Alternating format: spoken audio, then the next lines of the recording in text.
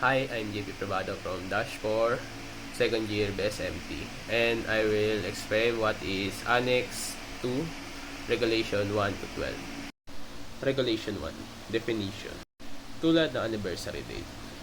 Ito ay tulad ng araw, buwan sa loob ng taon-taon na nagko-correspond sa expiration date ng IPPC o mas kilala sa International Pollution Prevention Certificate.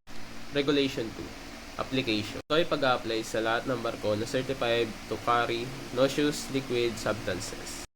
Regulation 3, Exception. Ito ay pagpayag na lumabag sa batas kung ito ay makapagpalayo sa peligro o pagkasira ng barko. Regulation 4, Exemptions. Ito ay pagbibigay ng palugit sa mga imomodify na barko. Regulation 5, Equivalence. Ito naman yung mga pag wala kang magamit na bagay pero merong kapantay lang na paggamit din. Kunyari, timba. Kung wala kang timba pero meron naman drum, pwede mo pa rin siya istaka ng mga tubig. Ganun.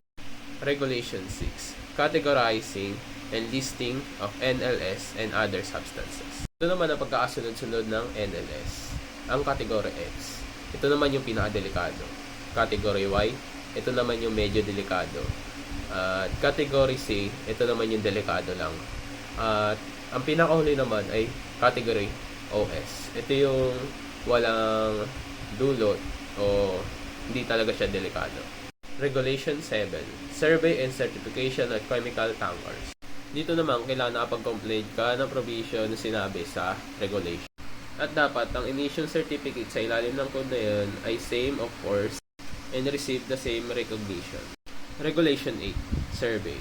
Ito ay complete survey ng structure, equipment, system, fittings, arrangement, and materials. Regulation 7, Issue or endorsement of certificate. International Pollution Prevention Certificate for the carriage of noxious liquid substance in bulk should be issued. Regulation 10, Duration and validity of the certificate. Ito ay validation o duration ng IPPC at NLS na hindi dapat mag-exceed ng 5 years. Regulation 11, Design, Construction, Equipment, and Operation. Ito ay pag-complies with the following provisions para ma-minimize ang uncontrollable discharge into the sea of such substances. Regulation 12, Pumping, Piping, Unloading Arrangements, and Slab Tanks.